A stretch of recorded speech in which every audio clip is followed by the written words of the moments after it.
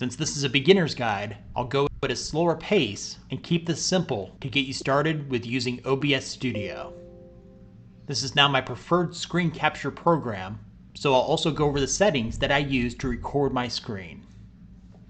Now that you have OBS opened, if this is your first time using this software, the screen capture area within this window should be black. First, you will need to set up a source. So go down to the sources box, select the plus sign. You will have several choices. I'll go over the two that are used most often. If you plan to record your screen with the files saved to your computer so you can edit them later on, select Display Capture. I already have a display capture set up, so this one is automatically named Display Capture 2. You can rename it if you want. Make sure that Make Source Visible is checked. Then select OK. Click on the display button to select the monitor you would like to record. If you have a single monitor, you should only have one option here. If you run a multiple monitor setup, select your monitor. If you want your mouse cursor to be captured when OBS records, make sure that Capture Cursor is checked. When done, select OK. Let's go back to the sources box and select the plus sign again. If you plan to record the video games that you play, select Game Capture. Just like before, you can change the name and make sure Make Source Visible is checked.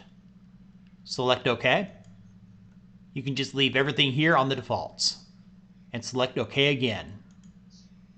If you want to change the source settings, select the source, then select the settings icon. Here you can change the display. To delete a source, select it, then select the minus sign. It'll ask you if you're sure you want to remove Display Capture 2. Select yes. And now it's gone. The up-down arrows change the priority of the sources. Make sure the source you currently want to use is at the top of the list. In addition to recording your display, OBS also records your desktop audio from games, websites, or any other software on your computer. It can also record the audio from your microphone. So let's head over to the mixer section.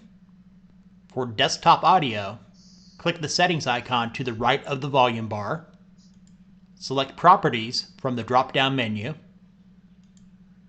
Make sure that Default is selected, then hit OK. Just below desktop audio, there's a separate listing for microphone. Select the settings icon, then Properties. Here you can choose the microphone that you want to use. Once you have it selected, select OK. Let's take a quick look at the rest of the user interface. To the left of Sources is Scenes, which will allow you to use more than one source while recording. This is a little bit more advanced for a beginner's tutorial, so we'll skip over this one. To the right of the mixer is Scene Transitions. Hello. If you're not using scenes, there's no need to worry about this one.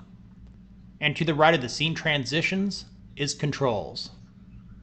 For doing a live stream, you would select Start Streaming. Start Recording is for a standard screen capture. Right now it says Stop Recording because I'm currently using it to record my screen. Once you become more comfortable with OBS, you may want to try out Studio Mode for live streaming. Simply, it allows you to make changes while you're streaming